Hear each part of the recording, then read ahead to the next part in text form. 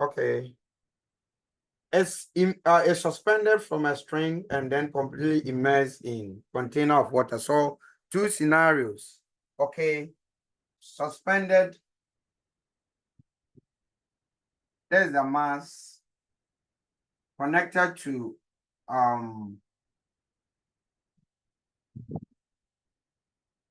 there's a spring balance. So we are to determine the weight in air. I think the tension in the string when it is in air and when it is immersed in liquid of a given. A lot of you got this right, actually. A lot of you got the solution right.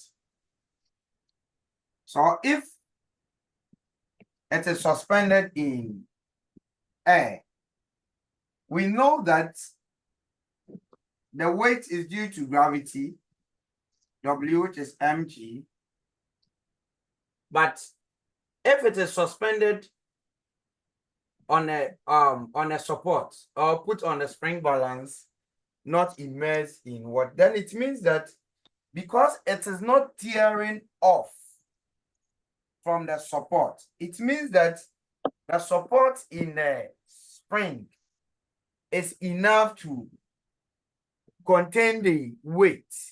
So two things, either the tension in the spring is greater or equal to the weight W. If it's greater, it means that it is like holding your younger sister, okay, and your strength is more than her weight. So if your strength is more than her weight, there is no way she will fall from your hand. However, if she's heavier than the support you can give, your younger sister will drop from your hand. But if your Millicent, please mute yourself. Millicent, when you come in, please mute yourself. All right. So if the strength you are giving to your younger sister is stronger than her weight, she wouldn't fall. She will only fall when she is stronger than the support you are giving. So two things, either the tension in the string is greater or equal to the weight, because we are looking for the minimum limit or minimum value of the tension. The reason for which we equate the tension to the weight, because you are looking for the least tension which will just support the weight. The reason for which we don't talk about the greater, because you are looking for the least. Please, are you okay? Yes, please. So the weight, the mass is 1.0 kilogram times acceleration due to gravity, approximately 10. So this must be the tension, the minimum tension within the string. Is that okay? That's it. Then when the same thing is immersed in liquid, the same thing is immersed in liquid.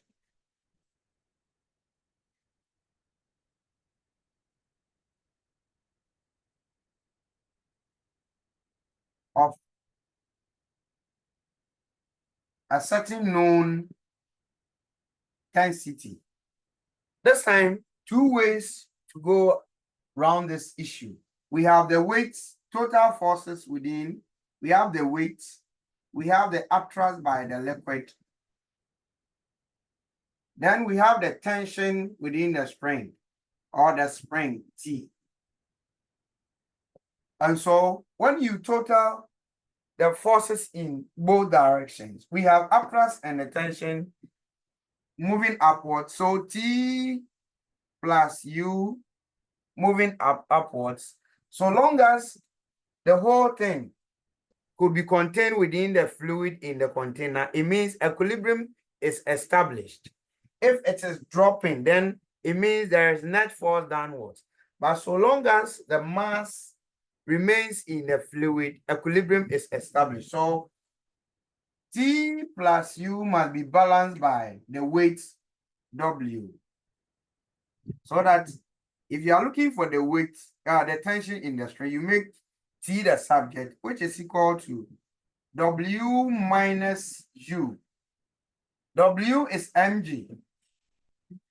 U is the upthrust. Upthrust is given by density of the liquid, volume of liquid displaced times gravity. Another way to go around the same thing is that you can also find the upthrust, the apparent weight in fluid U, to be equal to weight in air minus weight in liquid. The weight in liquid is also equal to the tension in the string. So when you make W subscript L the subject, you have weight in air minus upthrust U. Okay, don't forget this is also, so either you use this or use it, where the weight at the apparent weight of the body is also equal to the tension in the string. So these are the two different. Now, how do you determine this value? The mass is 1 kilogram. 1 kilogram times acceleration due to gravity 10 minus, what's the density of the liquid? What's the density of the liquid?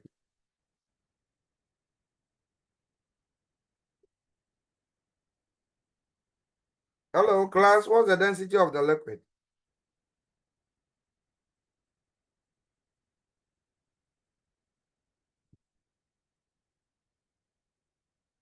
We don't have, do we have it directly? It said a piece of aluminum with mass 1 kilogram is, and density this is suspended from a string and then completely immersed in a container of water. Calculate the tension in the string and then before and then after the metal is immersed in water. So how do we determine the density of the liquid? Yes. Or how do we even find the upthrust? Yes, quickly. Give me your views as to how you went around the question. Della, Rachel, I'm waiting for how do we determine the density of the liquid?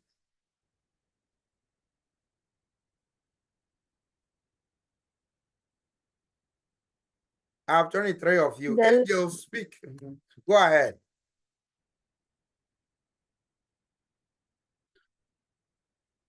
Go ahead. The density of the liquid is determined.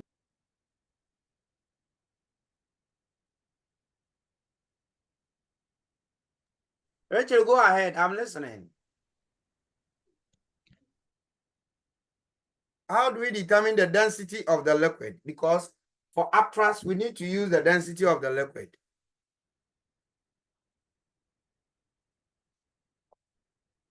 Della?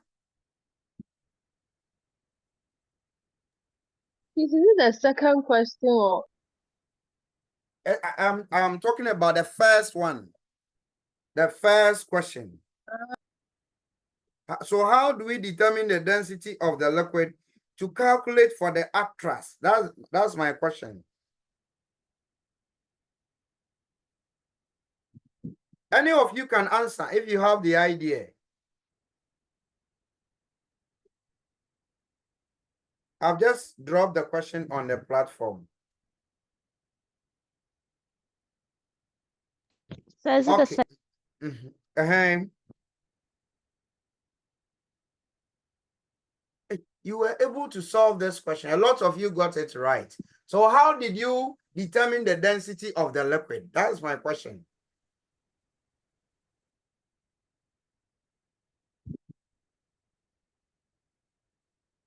Wow. So please, I use the density of the aluminium.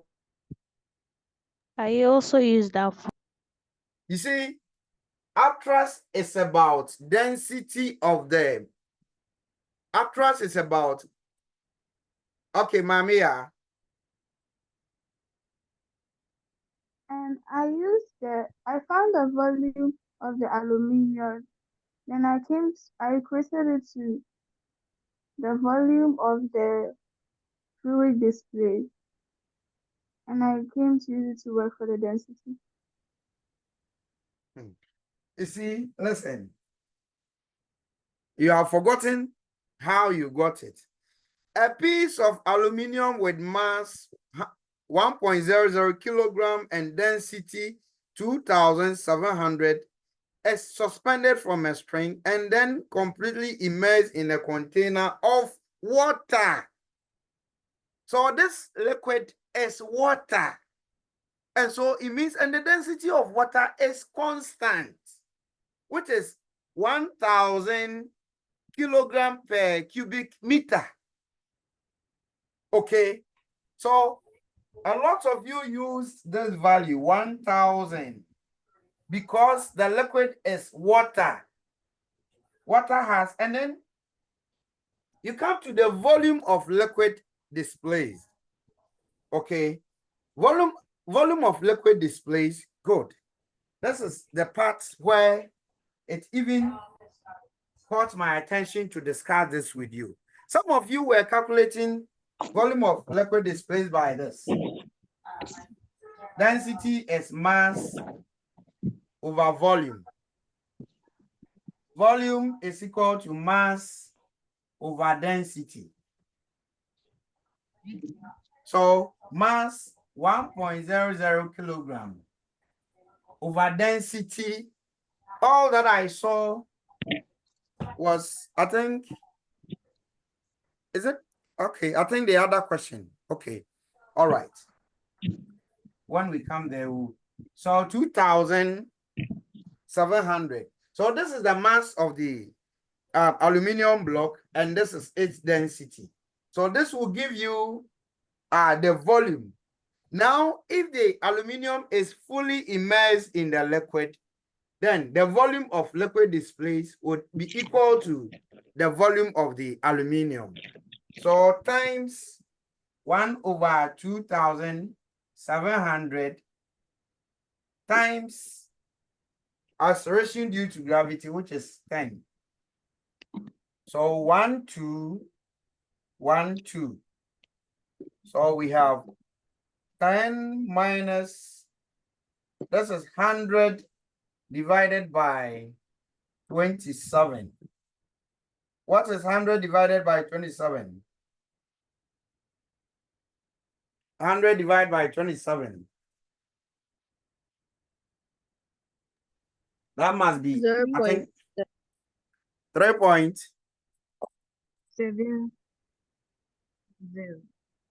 3.70. Okay. And so subtract that from 10. 10 minus 3.70. And you have somewhere 6.3 Newton. Good. So this remains the tension in the string, which is also the same as the apparent weight of the object in fluid. This, a lot of you got this right. Second question. The second question B. The second question says that a hydrometer with a uniform cross-sectional area floats in a liquid of density. So this time, density of liquid is 0.8 gram per cm cube. If the hydrometer weighs 100 gram and has 12.0 centimeter of its length below, so mass of hydrometer 100 gram, length submerged equals 12.0 centimeter. Calculate the cross-sectional area and the radius. Now, it's about flotation. You are told the hydrometer floats. So apply the principle of flotation, which is for a floating body, the mass of the hydrometer must be equal to mass of liquid display. So mass of hydro must be equal to mass of liquid displays. And mass of the hydrometer is given to you. Okay. Mass of the hydrometer can also be expressed as density of the liquid times volume of liquid displays. Now, if you manage to get the volume, so we have this. We have the mass of the hydrometer, 100 grams. So 100 is equal to density of liquid, 0.8 gram per cm cube, times volume of liquid display, so that the volume of liquid displays will be equal to 100 over 0.8. Now, what I saw in connection with this question was that some of you were determining volume by, all that I saw was that volume is equal to mass over density without any explanation. And so the further point I saw was that mass is 100 divided by density of 0.8. When this will be 125 cm cube. But the question is that if you don't qualify this, what volume is this? Is it the volume of the hydrometer? Is it the volume of the liquid? If you are taking this to be the volume of the hydrometer, okay, then you are saying this is the mass of the hydrometer divided by density. But the density of the hydrometer will not be the density of the liquid. So, to clarify this, you must use the principle of flotation. Begin from this point. That mass of hydrometer is equal to mass of liquid displays. Express mass of liquid displays into density times volume, so that if you make this VL the subject, we know it is the volume of the liquid displays. But you don't just write V, okay, what is this? This is not clear. So I critiqued those of you who apply this method. Please, are you following? Class, are you following? Yes, sir. Yes, please. All right. Then, Yes. if you are saying this is volume of the liquid, you know that the volume of the liquid displays is equal to volume of hydrometer submerged. Hydrometer submerged. Not, you can't just say that this is the volume of the hydrometer. No, the volume, the hydrometer floats. So the volume of liquid displays is equal to that part of the hydrometer which is submerged in the water. So you must qualify whatever you are doing step by step. Okay. All right. So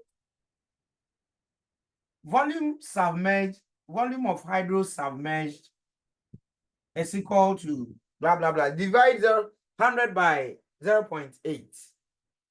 Divide 100 by 0.8. Let's do that so quickly.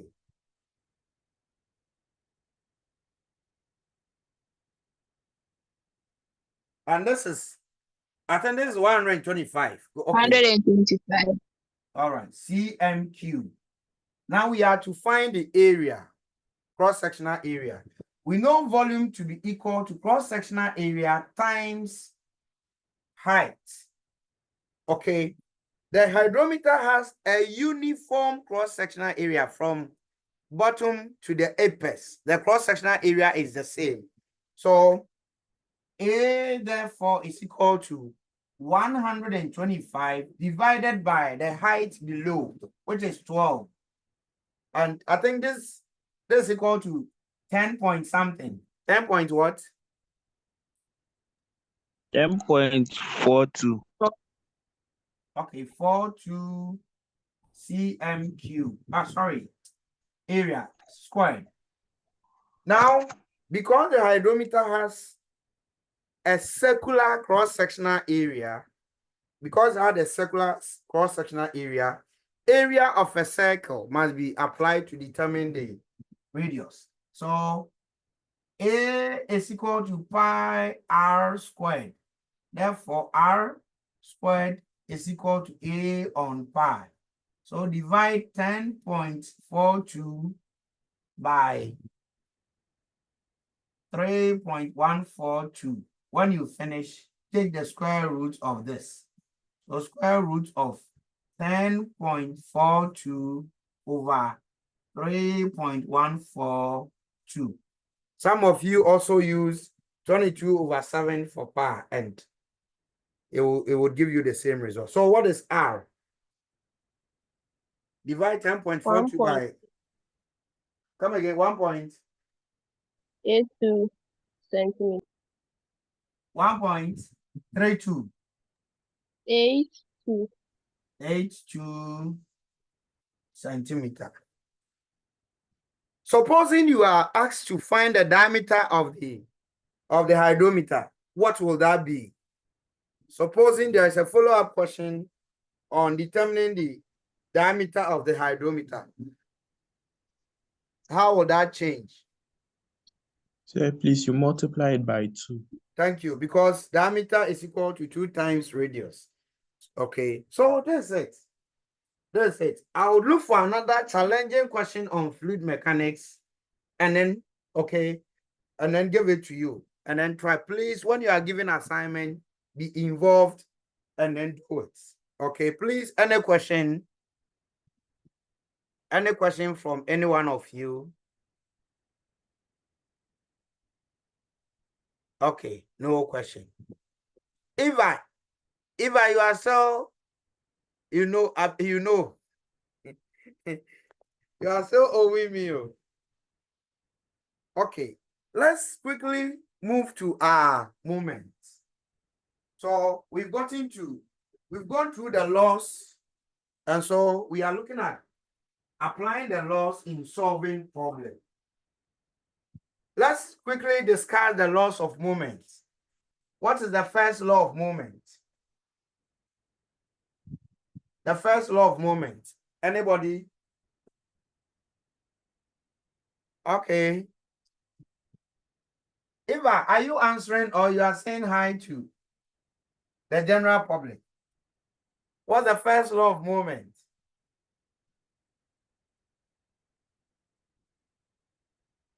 Cedric. Okay, Leonard. What is the first law of moment? Leonard.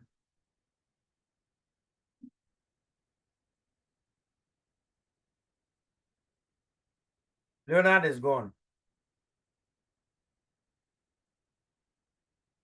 Okay, Refua. Refua, go ahead. The first law of moment is to obtain balance or equilibrium. The sum of upward forces must be greater than or equal to the sum of downward forces. So basically, by using equal to, you are looking for the minimum. Okay. So simply sum of upward forces is equal to the sum of downward forces.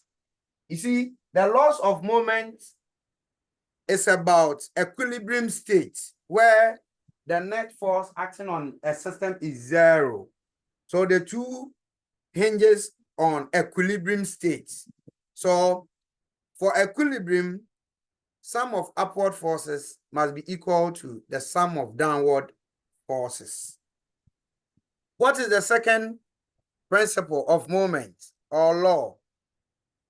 What is the second principle? The second principle. Anybody?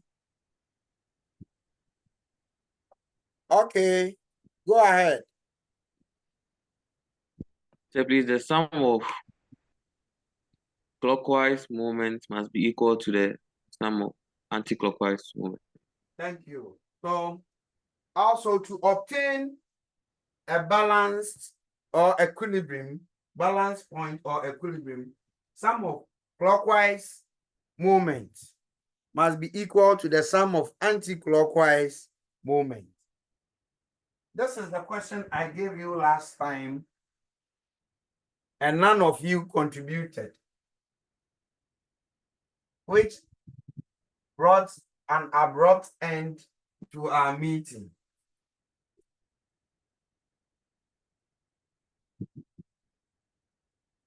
So let's quickly go through the application of the law, how we can apply the laws to solving problems.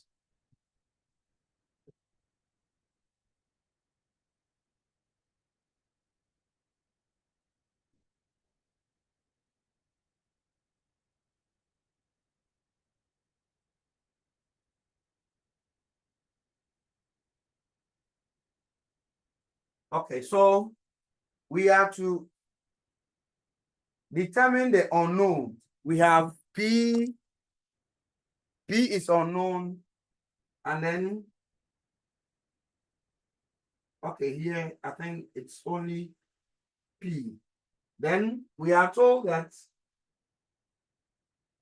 the distance between this and this 30 centimeter, this is 50 centimeter. Okay, there's another unknown, X. So how do we determine P? In determining P, what do we have to apply? Which of the laws do we apply to determine P? Quick one. Which of the laws do we apply to determine P? Anybody? Anybody? Quick view. Sir, please, the first law. The first law, which is the sum of upward forces must be equal to the sum of downward forces. So P is the sole upward force. So P must be equal to the sum of downward forces, which are 8 plus 6 plus 20. So for equilibrium states, then P must be equal to 34 grams to balance. We found P. Then to determine X, we apply the second rule, that the sum of clockwise. Please, I wanted to ask, why didn't we find the moment before? Oh, we can do so, but you see, we are to determine P, we need to use the first one. Okay, so we can decide which of the unknowns do we determine first. All right. So to determine the other unknown X, we apply the second principle, which is sum of clockwise movement must be equal to the sum of anti-clockwise movement. So let's identify the masses that would yield clockwise and anti-clockwise movement. 8 grams, which direction will this give us? Will it be clockwise or anti-clockwise? The 8 grams. Please, clockwise. Open your eyes. So 8 grams. If you are to imagine this line as a bar and you exert a force downward, will it turn clockwise or anti-clockwise? The 8 grams, I mean. Check for me. Anti-clockwise. So this will be anti-clockwise. It will turn in this direction. Please, are you saying it? Then what of the 6? A quick illustration. assuming this is the bar, and then I exert a force where P is the pivot. The pivot is here. So let's assume my hand represents the pivot. And I exert a force in the direction of the 8 gram. To which direction will this turn? Look at it. Is it turning clockwise or anti-clockwise? Anti-clockwise. So this is it. It will turn anti-clockwise. Please, are you okay? Yes, sir. So 8 will be anti-clockwise. What about the 6 gram? Which turning direction of movement will the 6 gram mass also turn? Will it be clockwise or anti-clockwise? Anti-clockwise. That will also be anti-clockwise. So a quick illustration. Okay. So when I put the marker here and then push it to the direction of the mass, it will also turn like this. So 6 gram would also give us anti-clockwise. What about the 20? Will it be clockwise or anti-clockwise? The 20 gram mass. Clockwise. So when you exert the force, okay, it will turn clockwise. So this will turn, this will also turn here, anti, and then this will turn in a clockwise direction. So summation of anti-clockwise moments is equal to 8 times, for the 8 gram mass, what is the perpendicular distance from the pivot? For the 8 gram mass, what is the perpendicular distance from the pivot? 35. Come again. 35 cm. Okay, more views. For the 8 gram mass, what is the perpendicular distance from the pivot?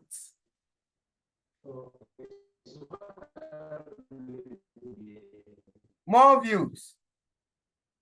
35 centimeters. Look at it. The distance between the 8 gram and then the 6 gram, 30. The distance from the 6 gram to the pivot is 50. So when we are calculating the perpendicular distance of the 8 gram mass from the pivot, it will be 30 plus 50. So this will be 85. Okay, this will be 80 centimeter.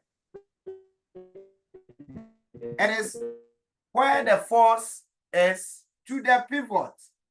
The turning effect is taken from the force or the mass to the pivot. So you need to add these two distances. So that will be 80 centimeter plus, this is also giving us another anti-clockwise. So 6 times 50. The perpendicular distance of this from the pivot is 50.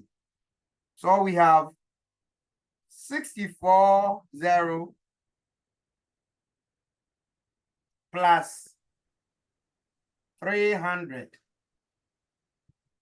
Okay, so this is giving us 940 gram per gram centimeter as the turning effect.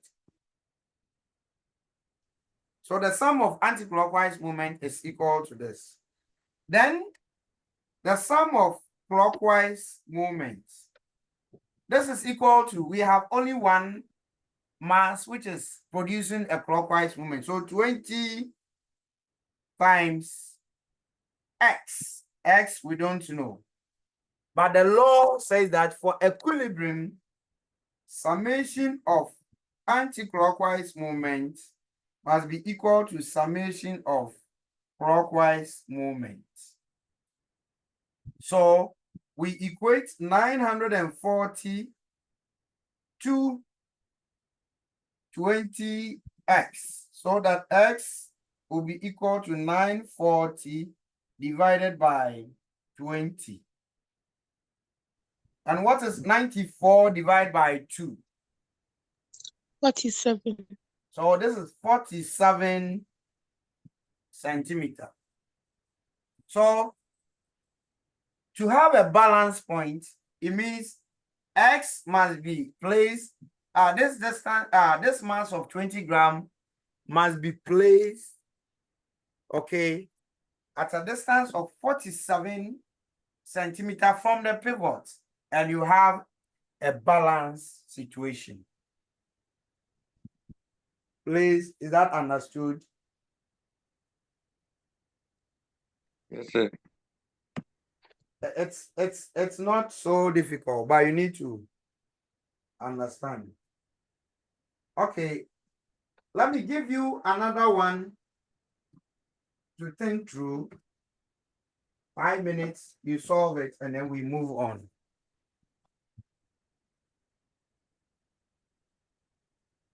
So I'm giving you a similar one. I think I gave you this question last time. We have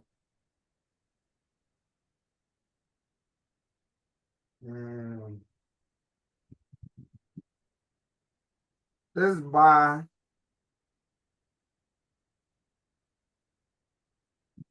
the reactional force produced by this pivot is Q.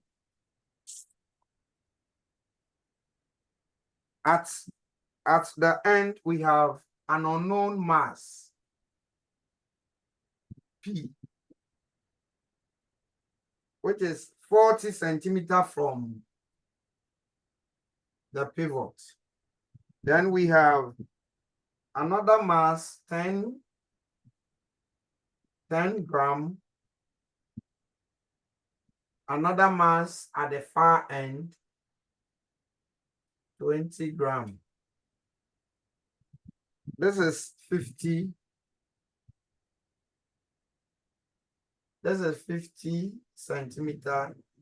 This is 20 centimeters. Now the instruction is that we have to determine the unknowns. So the unknowns are Q and P. So we are looking for Q and P. Start with 5 minutes. 5 minutes. 5 minutes. Let's go through this. It's 3:40. Sir, please. Can't hear you properly. Come again. Sir, please, I can't hear you properly. Rachel, there's a question on the board. Okay. Let me drop the question to the platform.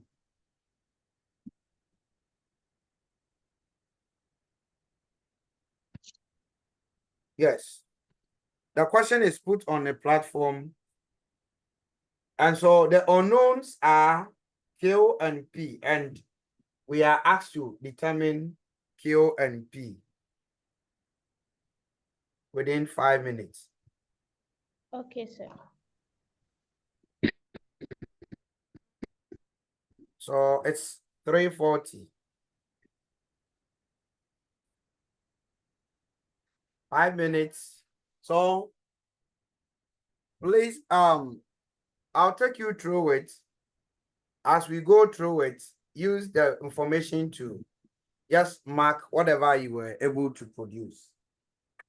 So we are to determine the unknown letters Q and P. We are to determine the unknown letters Q and P.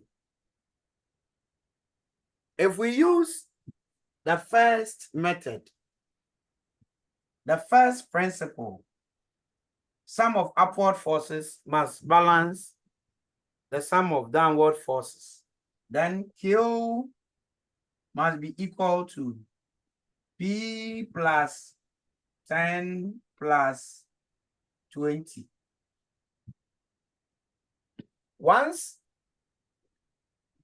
you have no idea of one of the unknown letters, you can't determine the other. In fact, this is what we are even to determine Q and P. So the first law cannot help us to find any of these unknown letters. So let's apply the second principle to find one of them so we can determine the other. Using the second principle, P would give us anti-clockwise movement. So A. 10 would give us clockwise movement. 20 would give us clockwise movement. So summation of clockwise movement must be equal to summation of anti-clockwise movement. Therefore, 10 gram by 50 plus 20 gram by 60 must be equal to P times 40. Now, Q is also a force, but the point is that when you have a force at the pivot, Della, your hand is up. Please, I don't understand how you got the 20.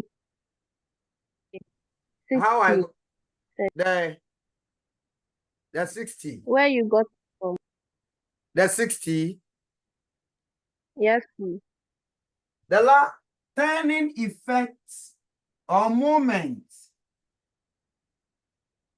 is the product of the force and the perpendicular distance from the pivot. So for the turning effect produced by 10 gram, the force is 10 gram. Of course, we don't need to convert it to force because mass can equally do it. Okay, so all that we are doing is the mass or the force times the perpendicular distance, and the perpendicular distance of this from the pivot is 50. For the 20, its distance, perpendicular distance from the pivot is from here up to here. And what is this distance? From the pivot to where the force is. Hey, did I write 60? Okay, Della, I've understood it must be 70. Thank you. Della, are you okay? Yes, please. Okay, so 20 times 70, then you equate. This is 500 plus 1400 is equal to 40 P. Okay, so 1040 P equals 1940. Therefore, P would be equal to 190 divided by 4. What is 190 divided by 4? 47.5. 47.5 Yes, please. gram.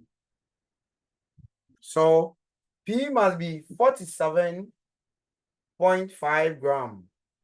Then once you have P, you can use equation 1 to determine Q. Therefore, Q would be equal to 47.5 plus 30. And this must give us 77.5 gram. How many of you got this right?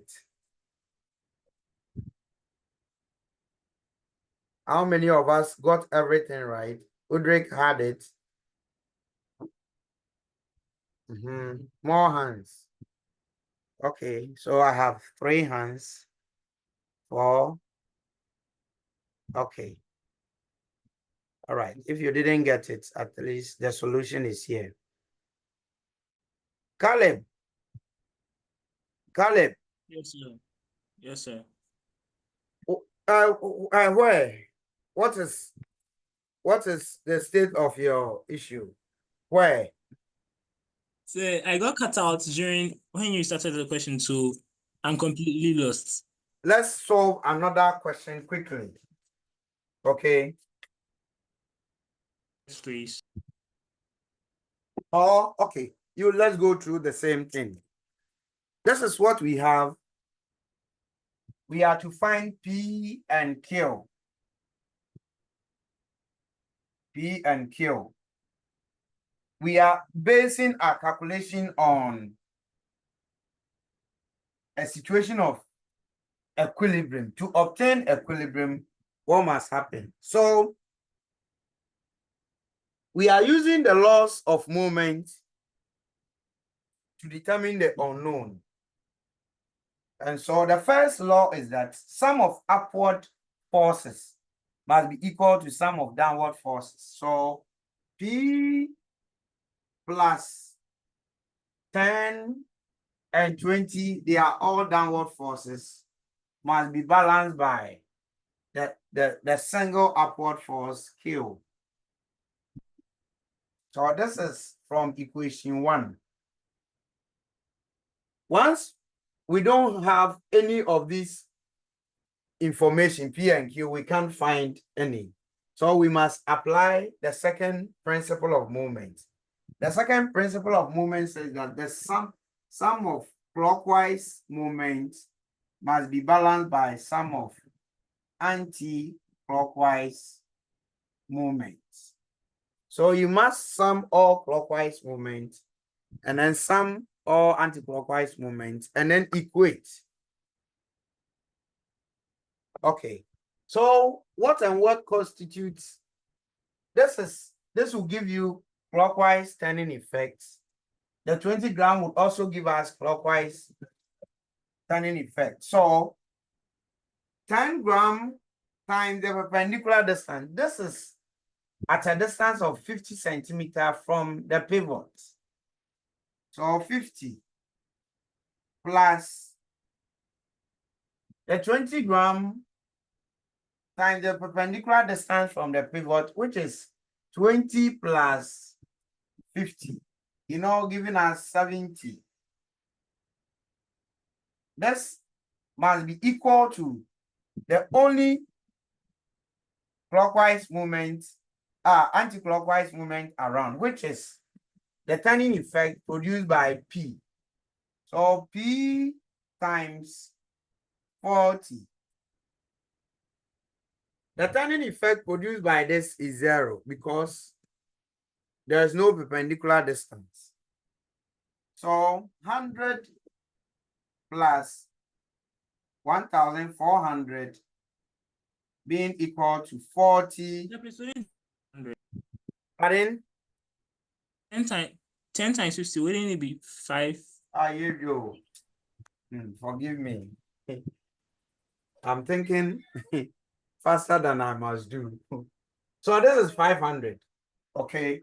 So 40p is equal to 14,900.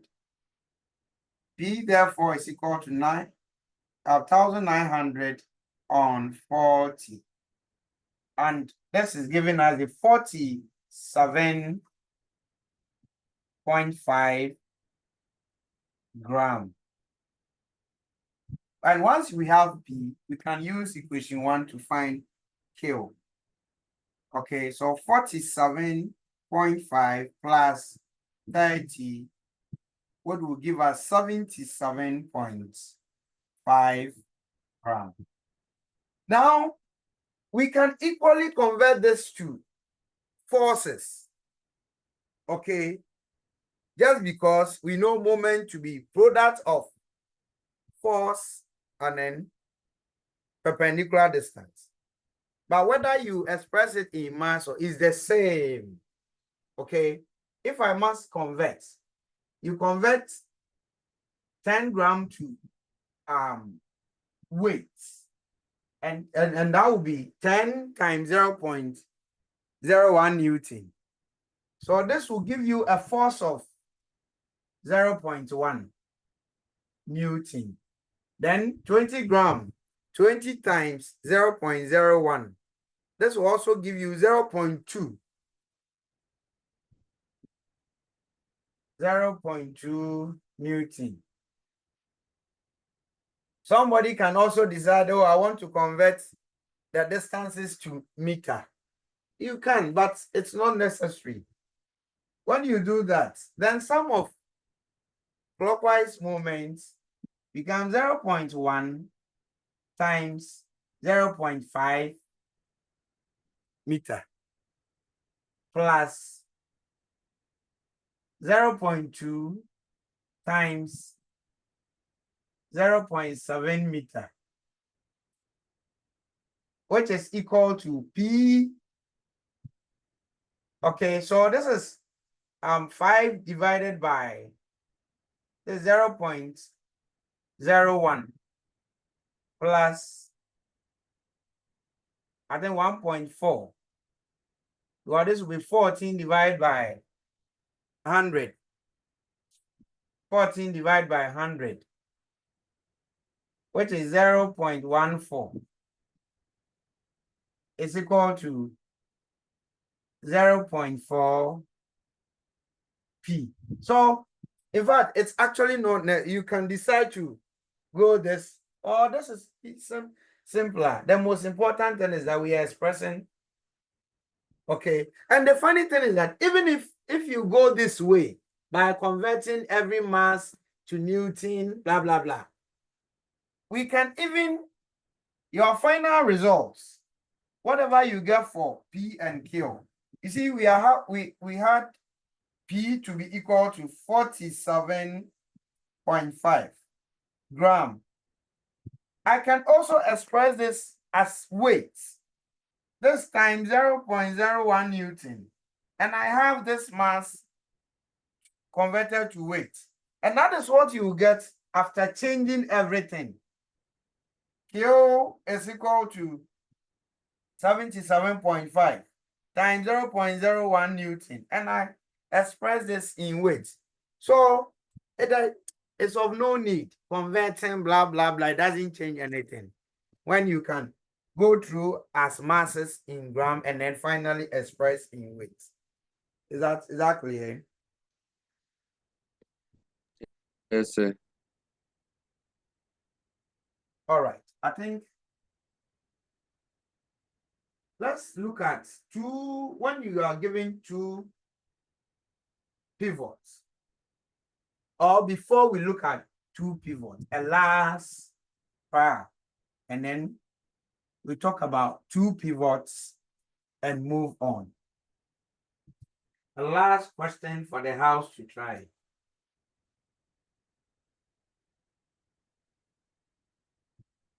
We have Q. This bar is pivoted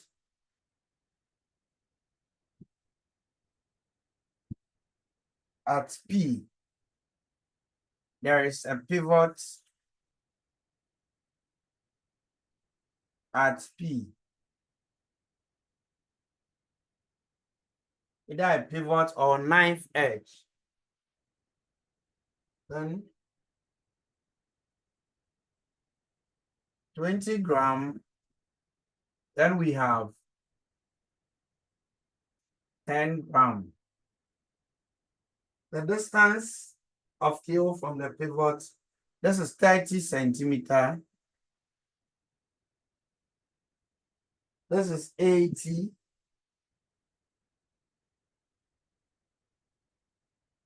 This is 1.2 meter.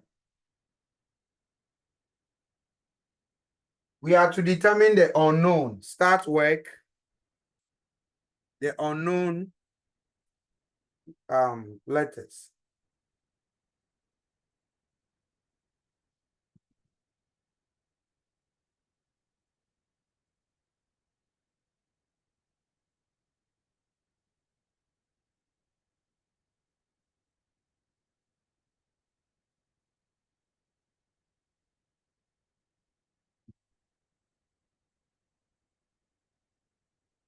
5 minutes. So, as for this one, let us all try hard and get this right.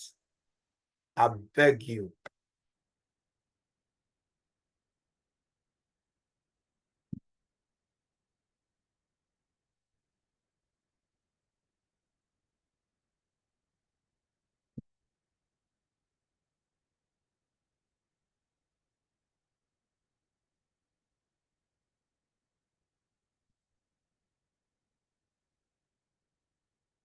One 1.2 Kelvin is 1.2 meter. 1.2 Yes, meter. sir. Okay. Yes, sir.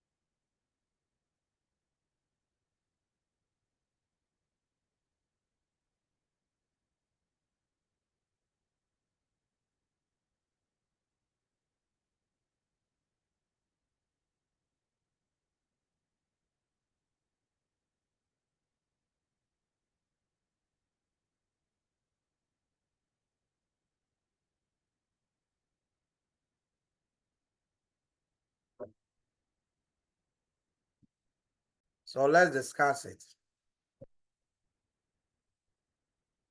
So P and Q.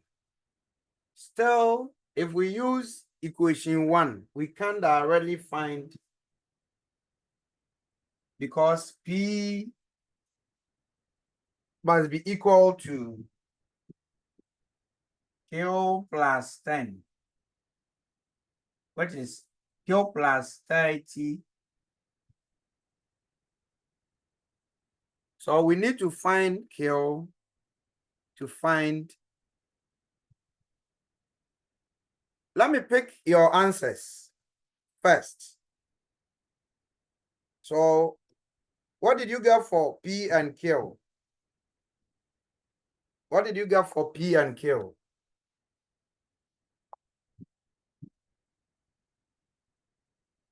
Anybody to share with us what you had for P and Q?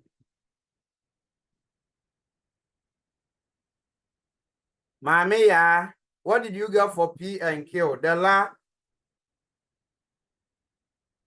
Julian, go ahead.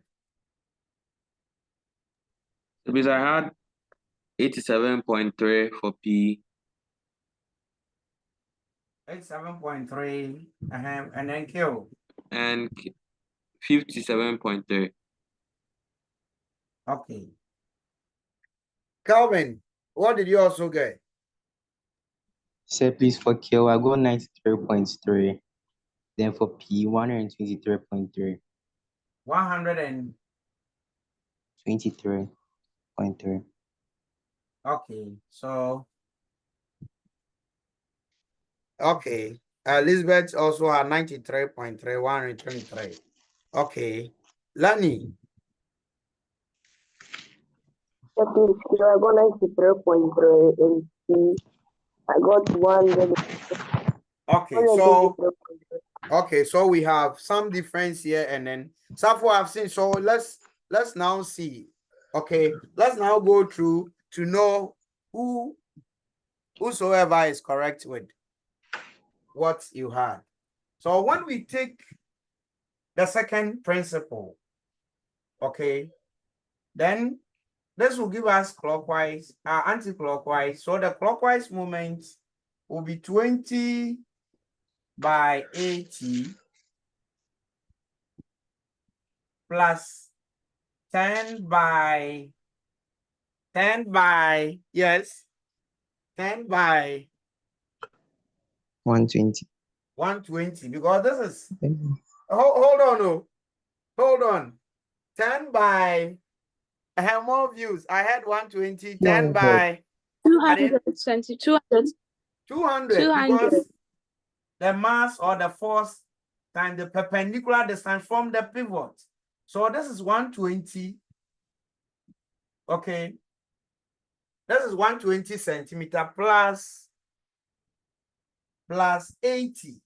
So 200 centimeter. This must be balanced by the only anti-clockwise moment, 30 times Q. So we have 1600 plus 2000 equal to 30 kilo. So 30 kilo must be equal to 3,600,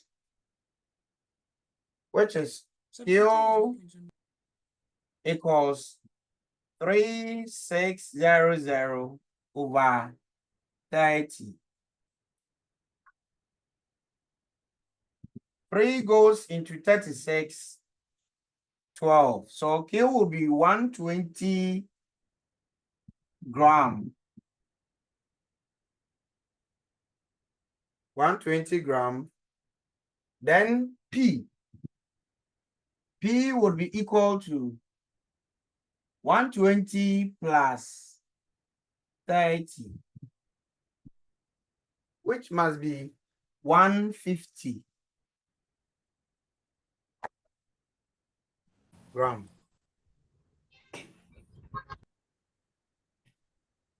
This is it.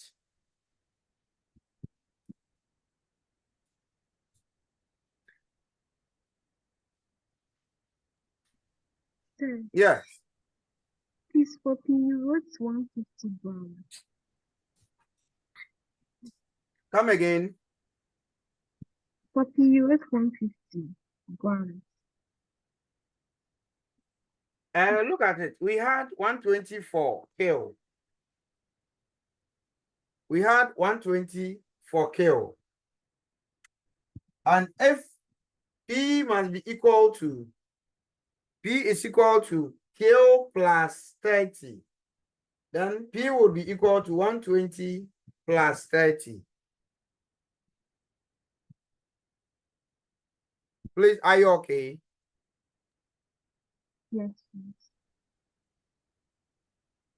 So just take it step by step. Take it step by step. All right. Now, sometimes you see, in the questions we've attempted so far, it's been drawn for you, and you are asked to apply the principles of movement to determine it or calculate for the unknown. Sometimes it will not be drawn for you. It will be given to you in a statement for you to draw and then analyze the problem. An example is this. I'm reading out an example for you. A uniform beam of length 3 meters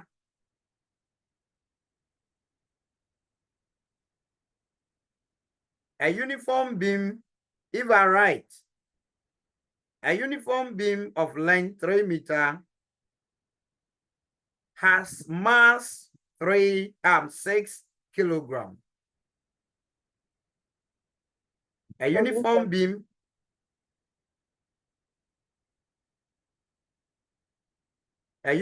beam of length 3 meters has mass 6 kilograms. If a mass of 10 kilograms is attached at one end of the beam, if a mass of 10 kilograms is attached at one end of the beam, find where a support has to be placed. Find where a support has to be placed for the beam to rest horizontally. Find where a support has to be placed for the beam to rest horizontally. I go through it again. A uniform beam of length 3 meters has mass 6 kilograms. If a mass of 10 kilograms is attached at one end of the beam, find where a support has to be placed for the beam to rest horizontally. This is the same as to balance, to rest horizontally or to balance.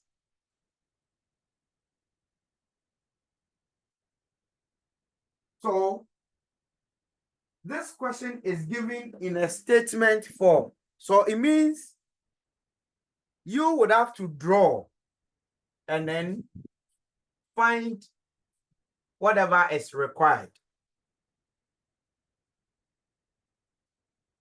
You would have to draw. So let's go through such a situation.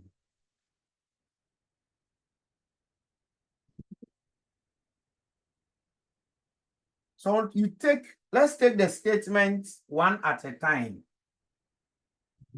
A uniform beam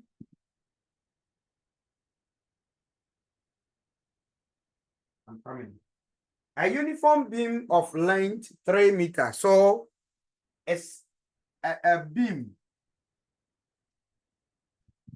a horizontal beam, and we are told it is uniform.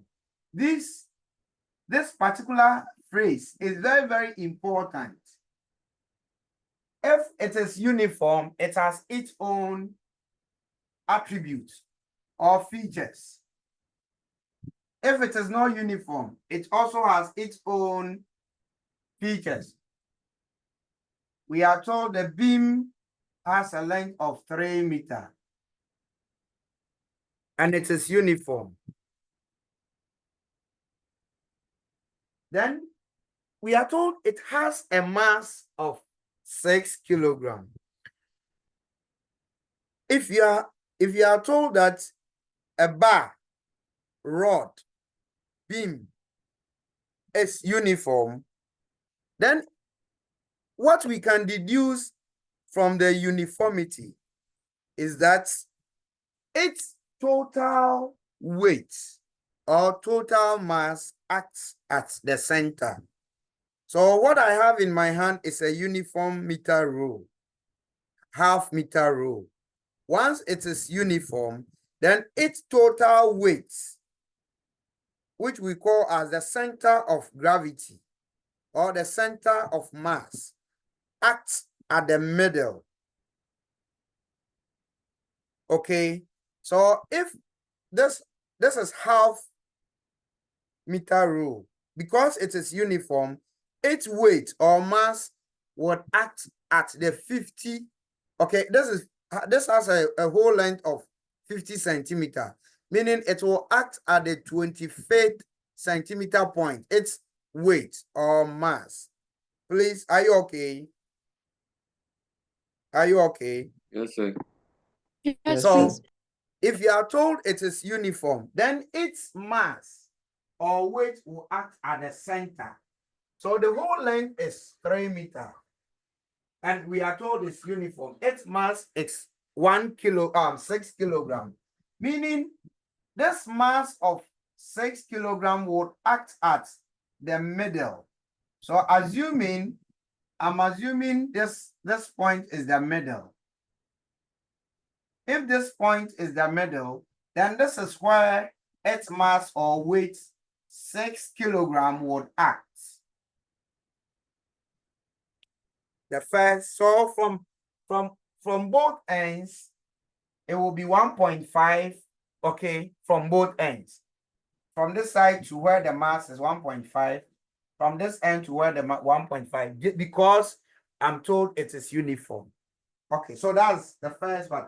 If a mass of 10 kilograms is attached at one end of the beam, a mass of 10 kilograms is attached at one end, we have two ends of the beam, just like this. The mass, the mass is here. This is one end. This is another end.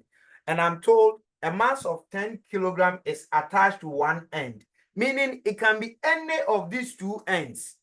So I can pick any of the two ends to place the mass of 10 kilogram. So this is, I'm picking this end, 10 kilogram. You can also pick the other end. The choice is yours. Now, find where a support has to be placed for the beam to balance. So we are to determine where a support has to be placed, where this must be pivoted so that we can have a balance.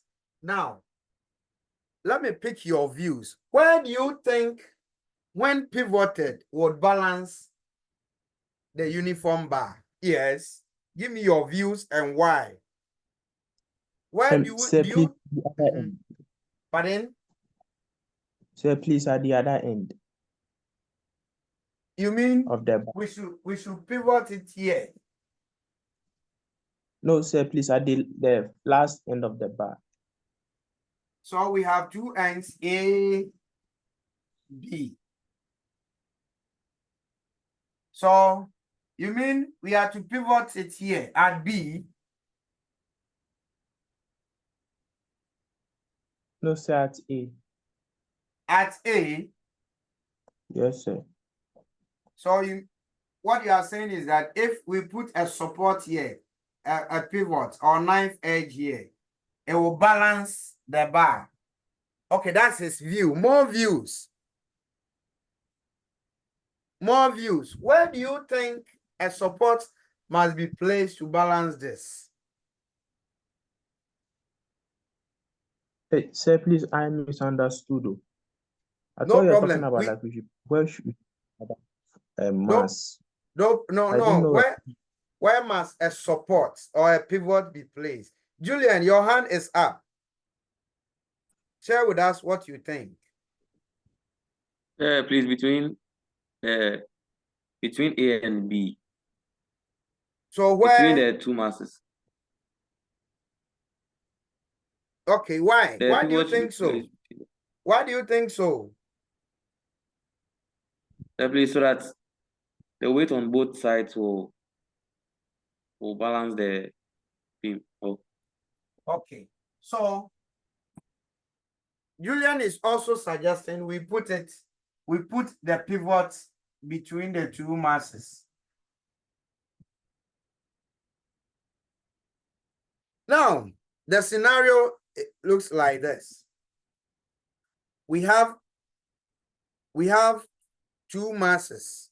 The mass of the meter rule, which is acting somewhere here, the middle, and then at one end. Okay, I get you. Papaya, I get you. Then we have another mass at the other end. So I'm using the markers to represent the masses.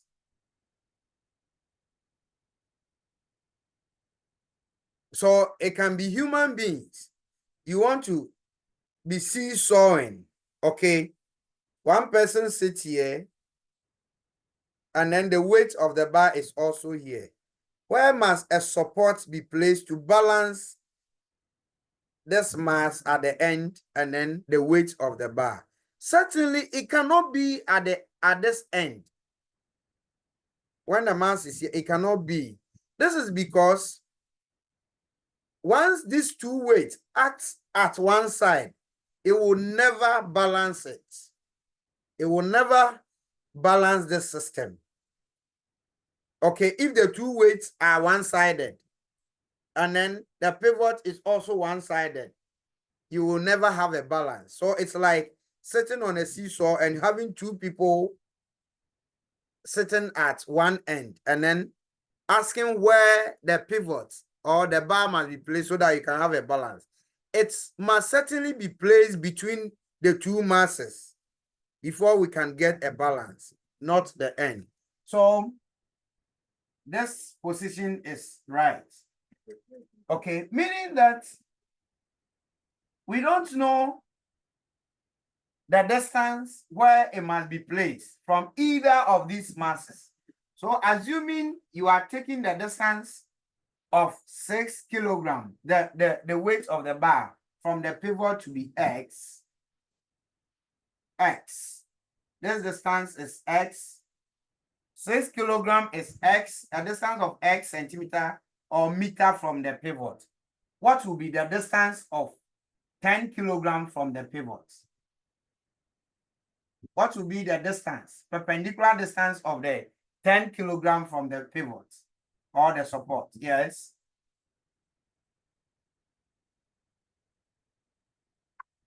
Yes. If this is a distance of x centimeter from the pivot, what will be this distance? Yes, anybody? Oh, are you people quiet? We've all agreed that the pivot or the support must be put between the masses. So if this is at a distance of x from the pivot, the weight of the bar is at a distance x from the pivot, what will be this distance? Mamiya?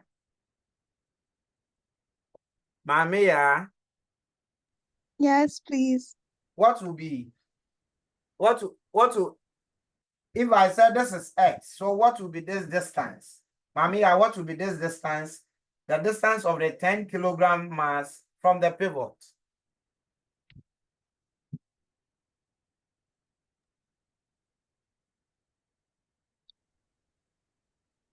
Please, I don't really understand the question. Can you please repeat? My question is that, Mamiya, do you agree that the pivot must be placed between 6 and 10 kilogram to balance it? Yes, please. Good. I agree. So the position of the pivot, we are assuming let that be x from the 6 kilogram weight of the bar. So from the weight of the bar to the pivot, we are saying this is x. What will be this distance? The distance or the position of the 10 kilogram mass from the pivot. That's the question.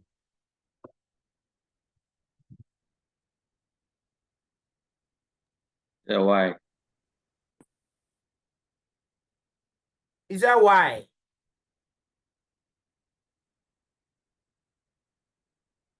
Okay, assuming this is y.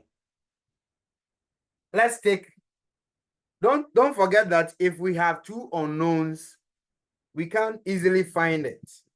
So this must actually give us something, an expression in terms of x. What will be that? If Sir, please, 1.5 divided by 2. no, you are close, but no. Yes, Frida. Please, 1.5 minus x. Exactly. Because this is a uniform bar. So the weight or the mass,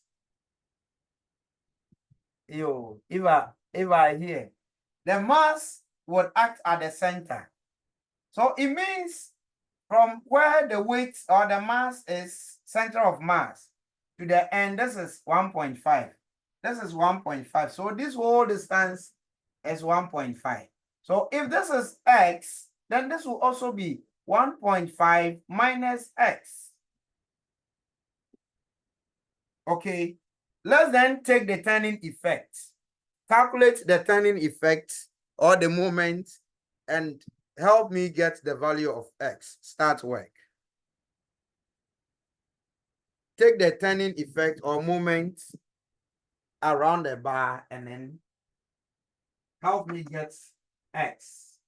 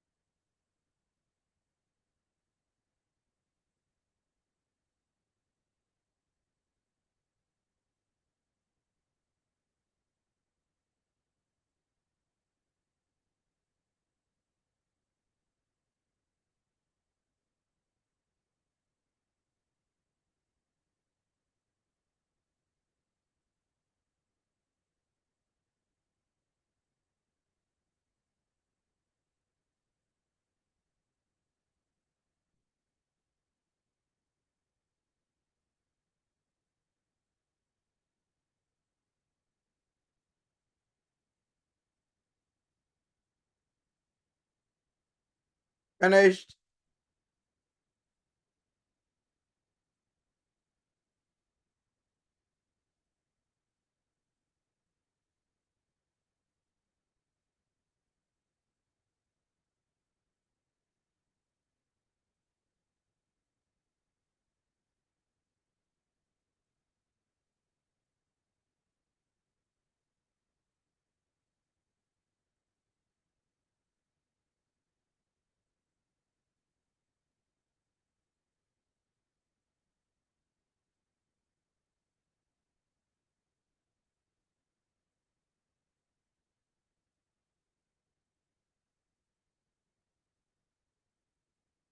I'm sure you are true.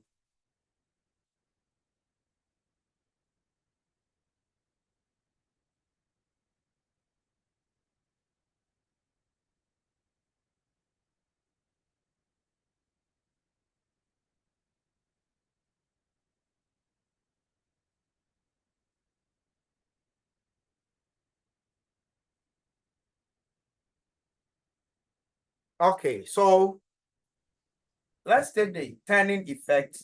Of course, clockwise moment must be equal to anti-clockwise moment. So 10 times 1.5 minus x is equal to 6 times x. 1.5 minus x, 3x. I'm just dividing through by 2 from both sides of the equation. So 3x is equal to, what is, this is 7.5 minus 5x. Therefore, we have 8x equal to 7.5.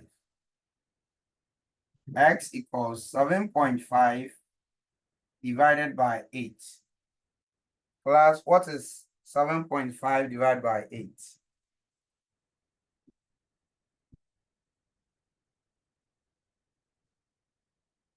Plus, what is 7.5 divided by 8? 0.93. 0.94. Okay.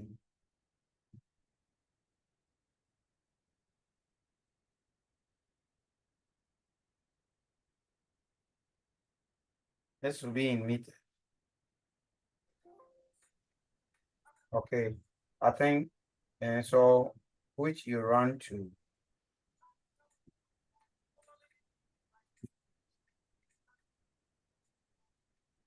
So this must be it. All right.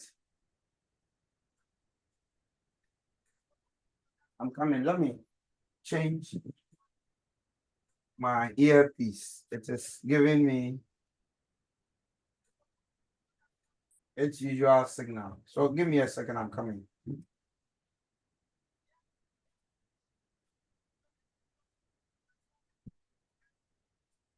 I'm coming. Give me a minute to fix the problem. It is of uniform cross-sectional area. Sorry, uniform bar. Okay, or rod. Then its weight, which we call as the center of weight, center of gravity, or center of mass, acts at the midpoint. So we define the center of mass or center of gravity of a body to be a point in an object where its total weight appears to act or acts.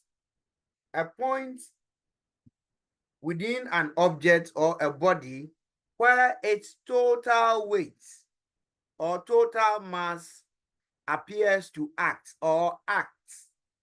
So if the body is a uniform cross-sectional area, then its center of gravity would act at its center, or its center of mass would act at the midpoint or center.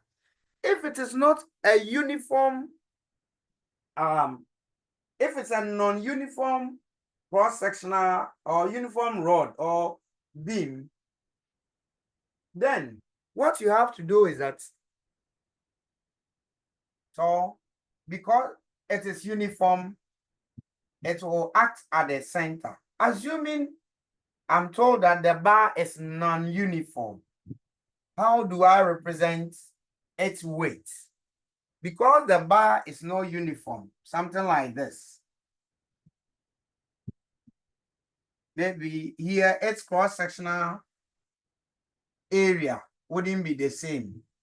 Then what you have to do is, if you are given the weight, represent the weight 6 kilograms. Assuming I'm told that this is non-uniform and its mass or weight is 6 kilograms, then I will place this at an unknown distance x from one end and then calculate for x to determine the position of its weight or mass. So the difference is that if it is uniform, it will act at the midpoint or the center of the bar. If it is non-uniform, the weight or the mass will act at a distance x from the pivot or from one end. That's the only difference. Please, are we okay? Are we okay? Please, can you repeat it? So if, let me give you, if it's a uniform bar or beam, then its total weight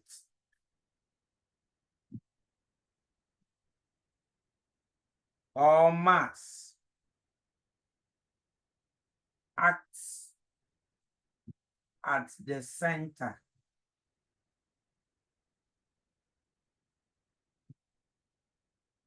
of gravity.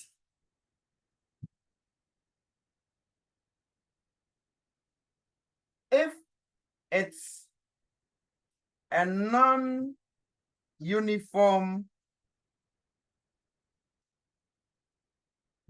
bar or beam, then its weight or mass acts at a distance x from one end of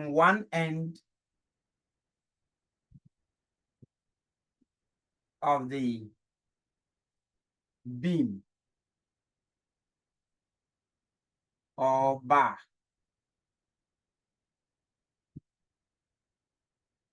Let me check if I can have a question. That's what we try.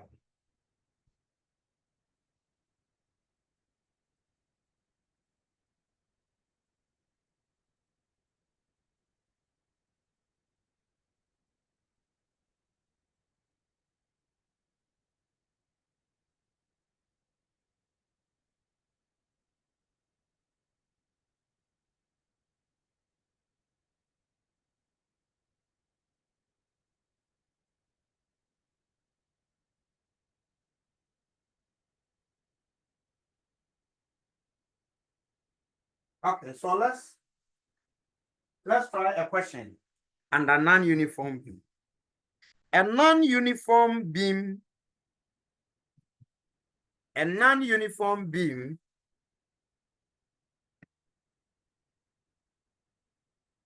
of mass 25 kilogram and length 4 meter a non-uniform beam of mass 25 kilogram and length 4 meter is at rest in a horizontal position.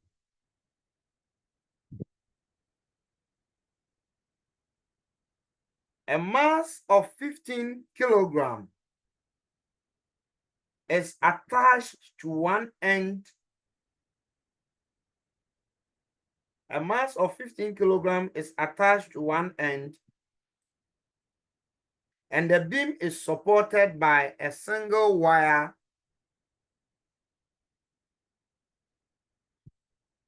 and the beam is supported by a single wire 1.5 meter from the attached mass.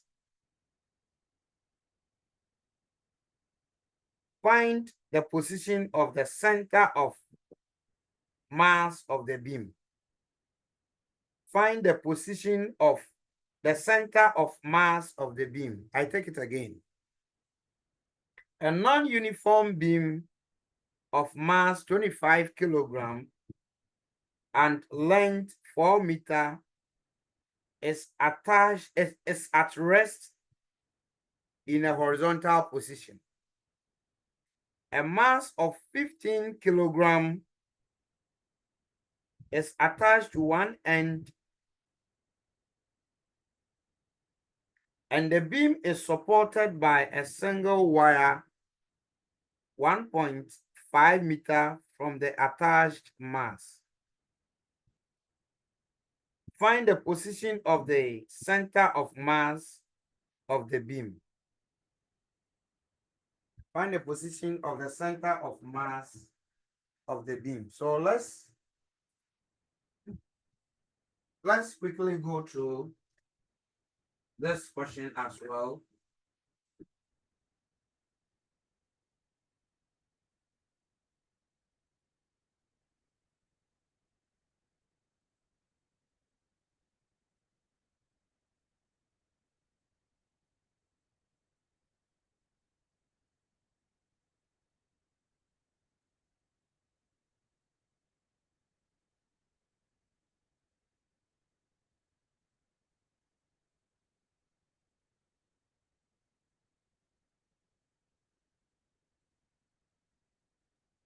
So we are told it's a non-uniform beam, meaning its center of mass or gravity wouldn't act at the center. And so a non-uniform beam of mass 25 kilogram, okay, its mass is 25 kilogram. Because it is non-uniform, we can determine where this mass of 25 would act. But we are told that the length of this beam is 4 meters. So from end to end, we have a length of 4 meters. That's the length of the beam. Are you there? Let me Yes, please. Okay. So from length to length, end to end, 4 meters. We are told it's at rest in a horizontal position, meaning it's balanced. A mass of 15 kilogram is attached to one end.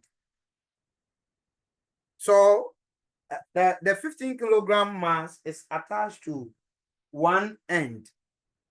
It can be both any end. So I am choosing this end. This is 15 kilogram. It can be here, it can be here, one end. Then it's 15 kilogram is attached to one end, and the beam is supported by a single wire 1.5 meter from the attached mass. It is pivoted by a single wire, supported or pivoted by a single wire, and this single wire supporting the beam is at 1.5 meters from the attached mass. Okay, So I am assuming this is here. The Y is here. Okay. And the distance from where the Y is attached, I'm told it is 1.5 meter. Okay, it's not to half of it. So let me reduce it. So it is here. The support is here.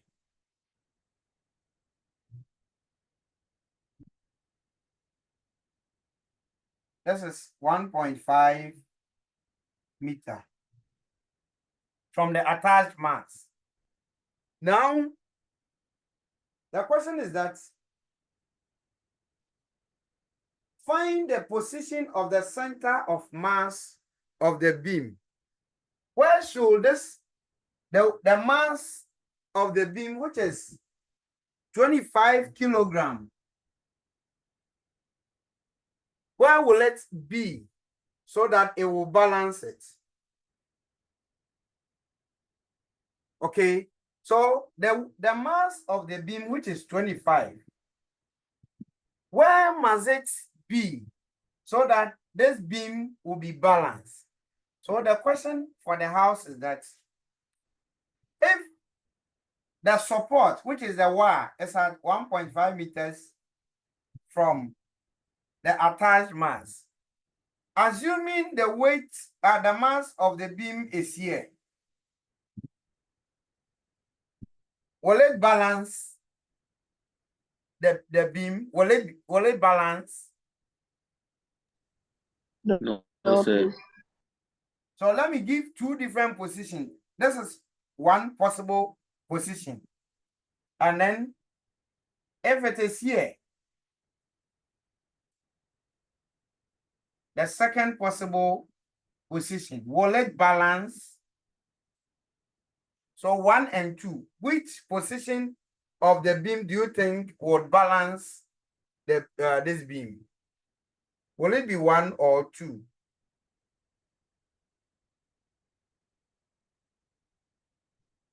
Will it be 1 or 2?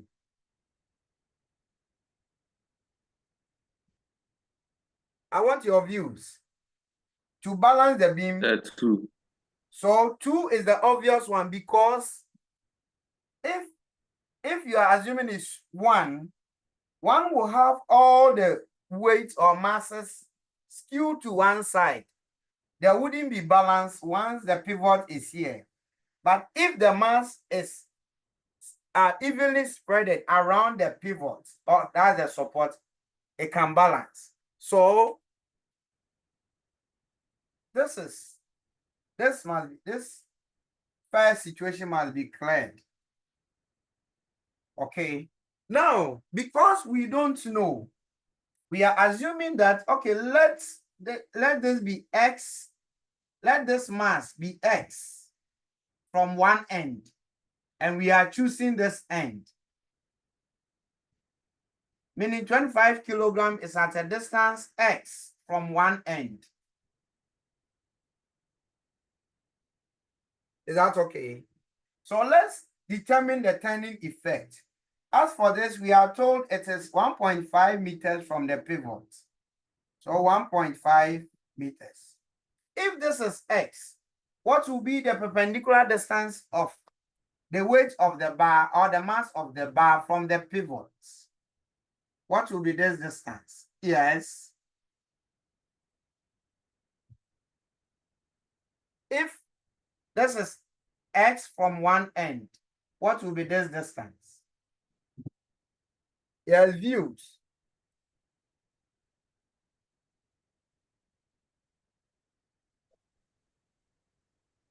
Yes.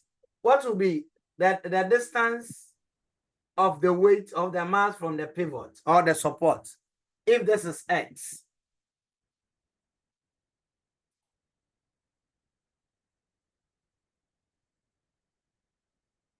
Hey. Yes.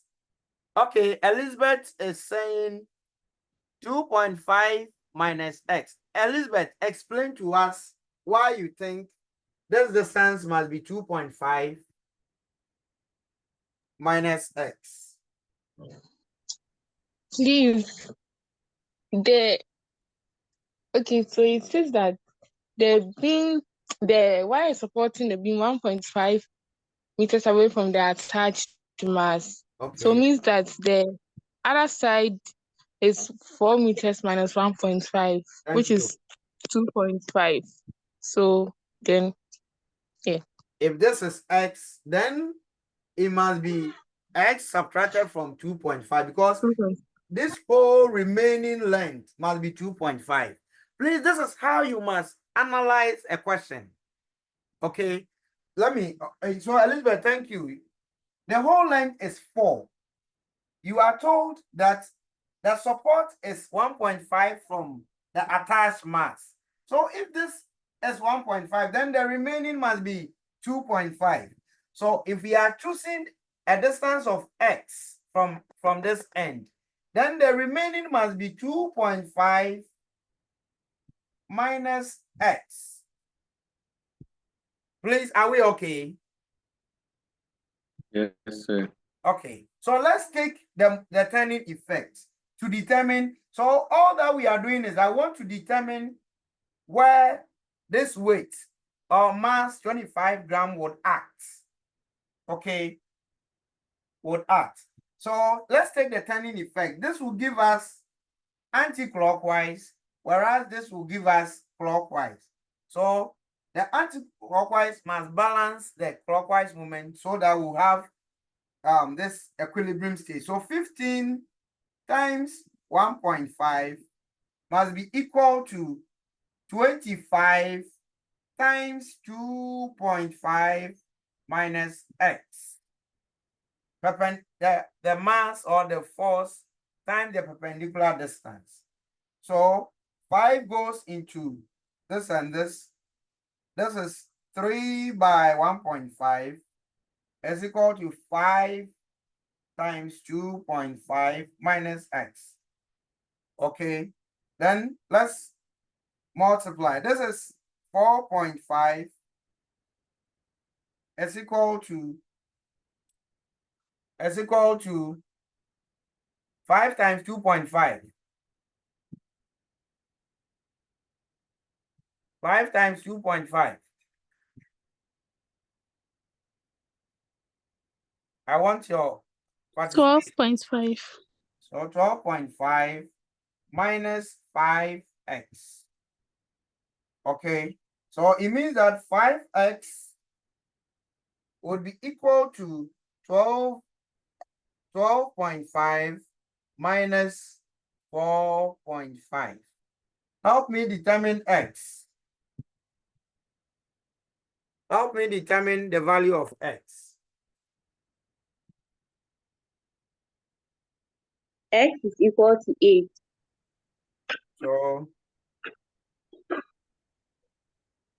x is equal to 8.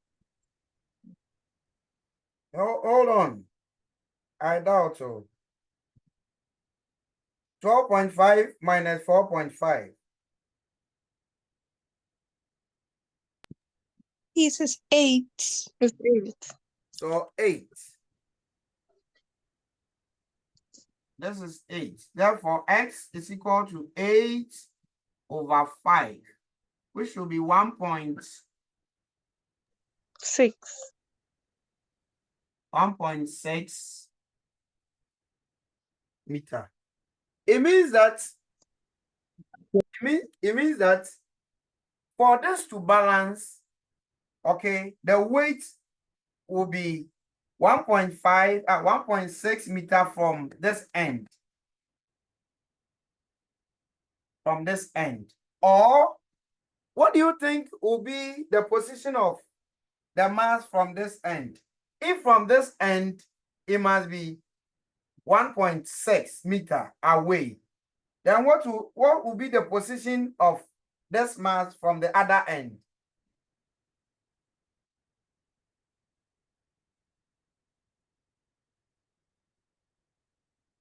What do you think will be the distance of this the mass of the body from this end. We have seen the position from this end, 1.6 meters from this end. What about from the other end? What would that be? Oh, you don't need to delay here. Oh.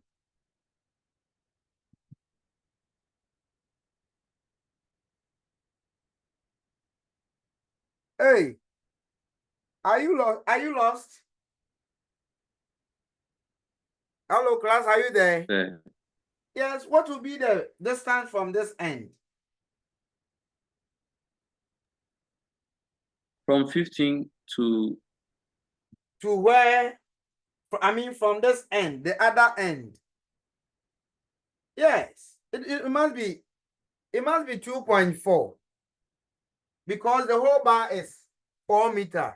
So if this is 1.6, then when you are picking it from this end, it must be 4 minus 1.6. Okay. Or the other way to solve this same thing is that x gave us 1.6. So 2 minus 1.6. Sorry, 2.5. 2.5 minus 1.6. 0.9. So it means from this point to this point is 0.9. So if I'm looking at it from this side, it will be 1.5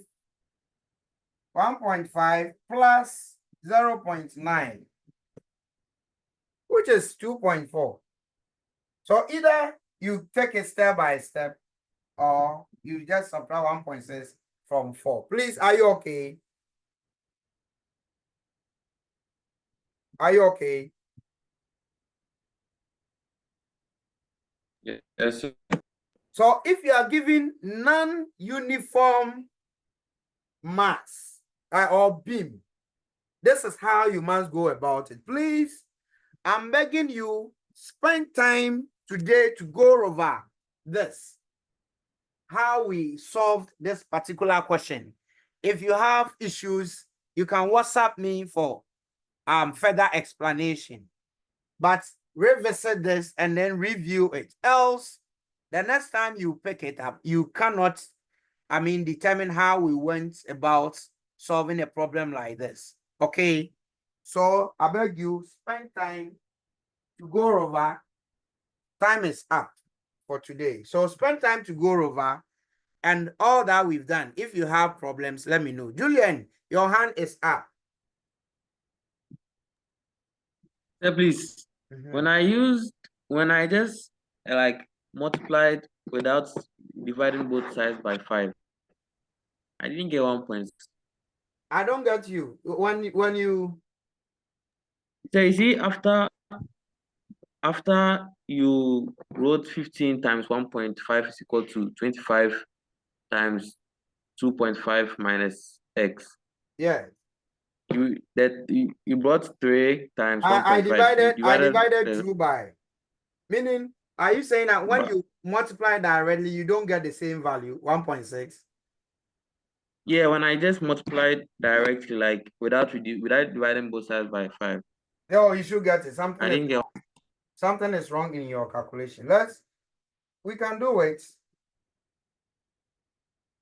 So I just reduced the value down because, so 15 times 1.5. 15 times 1.5. This is 22.5. Is that what you got? Yes, sir. This is equal to 25 times 2.5. This is also giving you 62.5 minus 25x, isn't it? Then Yes, please. Then group like times 25x is equal to 62.5 minus 22.5.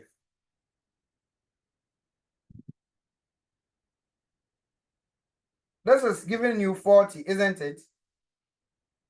Yes, sir. 40 is the same as when you divide through by 5, you have 5x is equal to 8.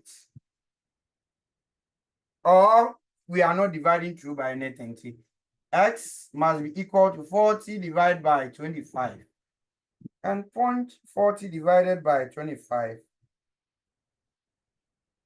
1.6. So something went wrong in your calculation.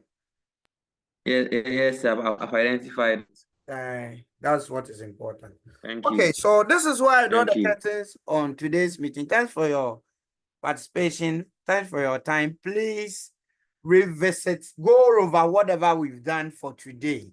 Go to the channel. I'll upload it as usual. Go there, share, subscribe, and then like. Until we meet again, possibly same time on Friday. In fact, bye-bye to all of you and take care. All right. Okay. Bye-bye. As usual, your work set will follow.